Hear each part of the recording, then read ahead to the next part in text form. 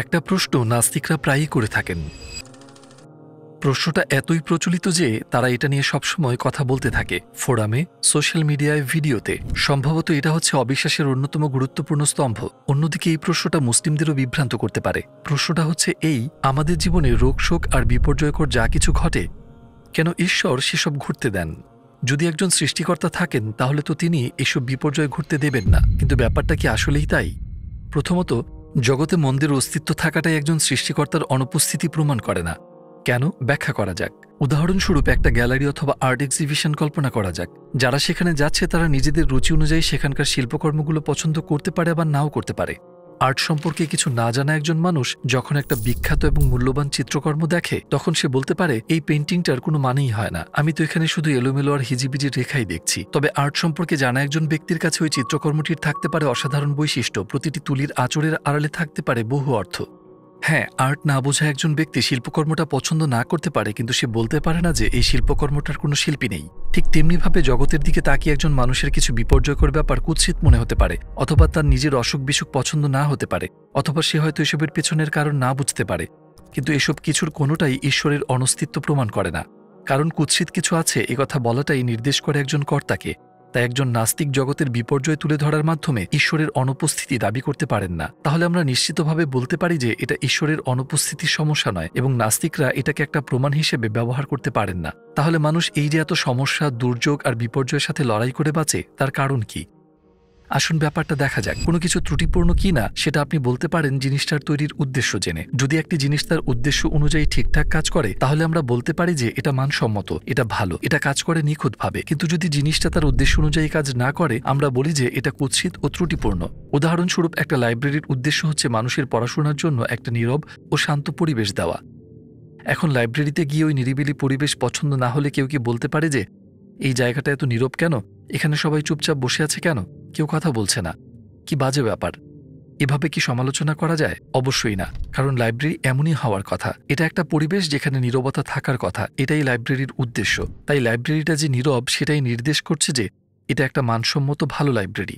অথবা কল্পনা করুন একটা জিমের কথা। কেউ সেখানে প্রথমবার গিয়ে দেখল যে মানুষ ক্লান্ত, ঘর্মাক্ত আর অবসন্ন হয়ে মেঝেতে শুয়ে রয়েছে। এটা দেখে কি সে বলবে যে এই মানুষগুলোকে মেরে ফেলছে কে? কি করুণ ব্যাপার, কি নিষ্ঠুর আর বাজে একটা পরিবেশ? অবশ্যই সে এটা বলতে পারবে না, কারণ এই জায়গাটার উদ্দেশ্যই হচ্ছে কঠোর প্রচেষ্টার মাধ্যমে মানুষের শারীরিক অবস্থার উন্নতি ঘটানো। ঠিক এই উদাহরণগুলোর মতোই এই মহাবিশ্ব সৃষ্টি করা হয়েছে একটি নির্দিষ্ট উদ্দেশ্যে। মহাবিশ্বের ঘটনা ভালো কি মন্দ সেটা আমরা জানতে পারি কেবল মহাবিশ্ব সৃষ্টির উদ্দেশ্য জেনেই, এবং মহাবিশ্বের স্রষ্টাই কেবল আমাদের সেটা জানাতে পারেন। সৃষ্টির উদ্দেশ্যগুলোর মধ্যে প্রথমেই আসে আল্লাহর নামের মহত্ব স্বীকার করা।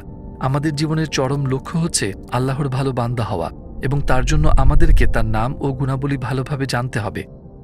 আরও অনেক উদ্দেশ্য পাওয়া যেতে পারে কেন এইভাবে মহাবিশ্ব সৃষ্টি হয়েছে, যেমন প্রচেষ্টার ভুলভ্রান্তির ভেতর দিয়ে উন্নতির দিকে অগ্রসর হওয়া, ধৈর্যের পরীক্ষায় উত্তীর্ণ হয়ে আল্লাহর প্রতি অঙ্গীকারবদ্ধতা প্রদর্শন করা সহ এরকম আরও উদ্দেশ্য। যদি উদ্দেশ্যগুলোর আলোকে মহাবিশ্বের দিকে তাকান, তাহলে দেখবেন যে সমস্যা, ক্লেশ আর রোগশোক আসলে অপরিহার্য। উদাহরণস্বরূপ, যদি অসুখ বিসুখ না থাকতো, আর শাফি অর্থাৎ নিরাময়কারী আল্লাহর এই নামটা কি আমরা জানতাম? অথবা আর রাজ্জাক অর্থাৎ রিজিকদাতা নামটা? যদি ক্ষুধা না থাকতো, যদি কৃতজ্ঞতা আর ধৈর্যের কোনো পরীক্ষা না থাকতো, তাহলে কি আধ্যাত্মিকতার পথে অগ্রসর হওয়া যেত?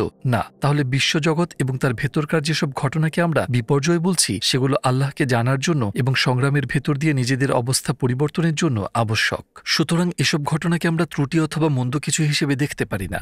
টুয়ার্ডস ইটারনিটি পরিবারের আপনার সাহায্য প্রয়োজন। আমরা একটা দাতব্য সংস্থা যারা পৃথিবী জুড়ে 10টি ভাষায় ইসলামের বার্তা পৌঁছে দিতে বদ্ধপরিকর। আপনার সহায়তায় আপনি মানুষকে ইসলামের পথে আসতে, হারাম ত্যাগ করতে, সালাত আদায় করতে, হিজাব পড়তে, কোরআন শিক্ষা সহ নানা রকম সাহায্য করতে পারেন, এবং এই সব নেক কাজের অংশীদার আপনিও হবেন ইনশাআল্লাহ। টুয়ার্ডস ইটারনিটিতে ডোনেট করুন এবং এই সুবর্ণ সুযোগ হারাবেন না।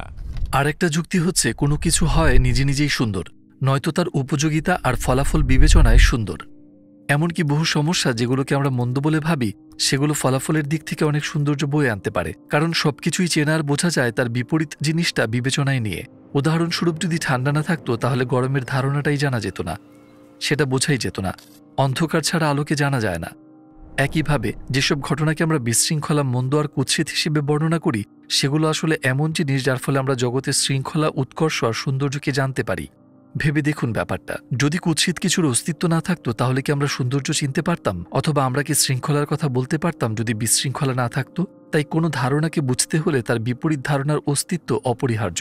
যে মানুষ সবসময় শৃঙ্খলার সৌন্দর্যের মধ্যে থাকে এসবের মূল্য সে আর বুঝতে পারে না, এগুলো লক্ষ্য করতেও পারে না। প্রাকৃতিক ঘটনা যেমন ভূমিকম্প সম্পর্কেও আমরা এভাবে ভেবে দেখতে পারি। উদাহরণস্বরূপ বাইরে থেকে দেখলে ভূমিকম্পকে অশুভ জিনিস মনে হতে পারে। এটি একটি ঘটনা যা ভূমিকে তীব্রভাবে ঝাঁকি দেয় এবং এটাকে বিবেচনা করা হয় একটা বিপর্যয় হিসেবে। উপর থেকে দেখলে এই ঘটনাকে খুবই ক্ষতিকর আর খারাপ মনে হতে পারে, কিন্তু প্রকৃতপক্ষে ভূমিকম্প আমাদের জানান দেয় যে মহাবিশ্বে আসলে শৃঙ্খলা বলে কিছু আছে। হ্যাঁ, ভূমিকম্প মানুষকে স্মরণ করিয়ে দেয় যে ভূমি বেশিরভাগ সময় আন্দোলিত হয় না এবং আমাদের বুঝিয়ে দেয় যে এমন সুশৃঙ্খলার স্থিতিশীল পৃথিবী আসলে একটা আশীর্বাদ।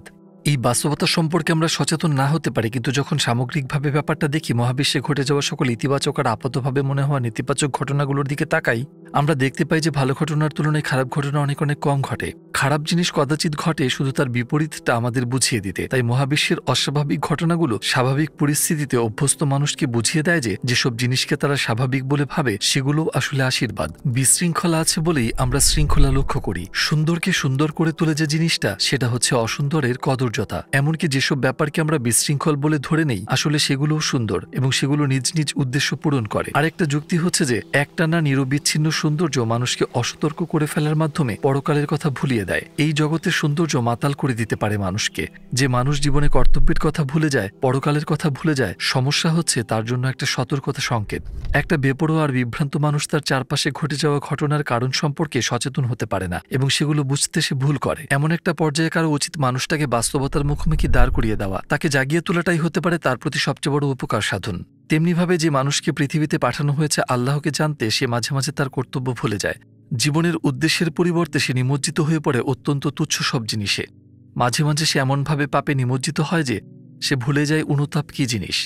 তাই বস্তুত আল্লাহ তাকে ক্লেশ আর রোগশোকের মাধ্যমে তার উদাসীনতা আর পাপময় অবস্থা থেকে জাগিয়ে তোলাটা খারাপ কিছু নয়, বরং এটা বিশুদ্ধ ক্ষমা আর সৌন্দর্য। কারণ আপনি লক্ষ্য করলেই দেখবেন যে ব্যক্তি সমস্যার সম্মুখীন হয়, সে অন্যদের চেয়ে বেশি বেশি পরকালের কথা ভাবতে শুরু করে এবং ইবাদত করতে শুরু করে। তাই এই দৃষ্টিকোণ থেকে আমাদের উচিত দুঃসময়কে খারাপ হিসেবে না দেখে আশীর্বাদ হিসেবে দেখা এবং তার জন্য কৃতজ্ঞ হওয়া। মানুষ হিসেবে আমরা সারা জীবন ধরেই জানতে চেষ্টা করি কোনটা উপকারী আর কোনটা ক্ষতিকর, এবং অধিকাংশ সময় আমরা ঘটনার পেছনের কারণ তা থেকে প্রসূত প্রজ্ঞা উপলব্ধি করি দেরিতে। উদাহরণস্বরূপ, গরম স্টোভ স্পর্শ করা থেকে শিশুকে বিরত রাখতে মা যদি তাকে চড় দেন, তাহলে সেটা আসলে সন্তানের জন্য আশীর্বাদ। কিন্তু শিশু এখনো সেটা জানে না। সে না বোঝে স্টোভ স্পর্শ করার বিপদ, না জানে চড়ের পেছনের কারণ। কিন্তু পরে যখন সে গরম স্টোভ স্পর্শ করার বিপদটা বুঝতে পারে, সে উপলব্ধি করে যে ওই চড়টা আসলে ছিল মমতার ভালোবাসার ফল। তাই আপনি যদি এটা করুণার দৃষ্টিতে দেখেন, তাহলে লক্ষ্য করবেন প্রকৃত অর্থে কদর্য তার মন্দ বলে কিছু নেই। এই উদাহরণগুলোতে ঠিক যেমনটি দেখেছেন, এগুলো আল্লাহর পক্ষ থেকে আমাদের প্রতি কিছু সতর্কতা। মাঝে মাঝে আমরা সেগুলো বুঝি না, আমরা হয়তো সেগুলোকে খারাপ জিনিস ভাবি, কিন্তু প্রকৃতপক্ষে সেগুলো খারাপের বিপরীত। এগুলো আসে বিশুদ্ধ করুণা থেকে। মাঝে মাঝে সেটা বুঝতে আমাদের দেরি হয়। শুধু ভেবে দেখুন ব্যাপারটা, একটা মায়ের চরের পেছনে যদি প্রজ্ঞা থাকে, যুক্তিসঙ্গত কারণ থাকে, তাহলে কেন কৃপা থাকবে না আল্লাহর পক্ষ থেকে প্রেরিত সতর্কতায়, যে আল্লাহ মানুষের উপর বর্ষণ করেন তার অসীম ভালোবাসা আর যত্নের ধারা? হ্যাঁ, মানুষ হচ্ছে একজন কর্তব্যরত সৈনিকের মতো, যে চেষ্টা করে যাচ্ছে এই বিশ্বজগৎকে বুঝতে আর তার স্রষ্টাকে জানতে। আল্লাহর কৃপার কথা ভাবুন, ভেবে দেখুন তিনি কত সব সুন্দর জিনিস সৃষ্টি করেছেন। তিনিই সৃষ্টি করেন সকল মায়ের মনে মমত্বের বোধ। আল্লাহ কি প্রকৃত অর্থে আপনার কোনো ক্ষতি করতে চাইবেন? যিনি সকল জিনিসে রেখেছেন কল্যাণ, যিনি সবকিছু পরিচালনা করেন মহান প্রজ্ঞার সাথে, তিনি কি বিশৃঙ্খল আর অপ্রয়োজনীয় কিছু সৃষ্টি করবেন? মাঝে মাঝে আমাদের দরকার হয় দৃষ্টিভঙ্গি পরিবর্তনের আর সবকিছু সামগ্রিকভাবে মূল্যায়নের, আর এই সমস্যাটাও নিশ্চিতভাবেই সেরকম একটা ব্যাপার।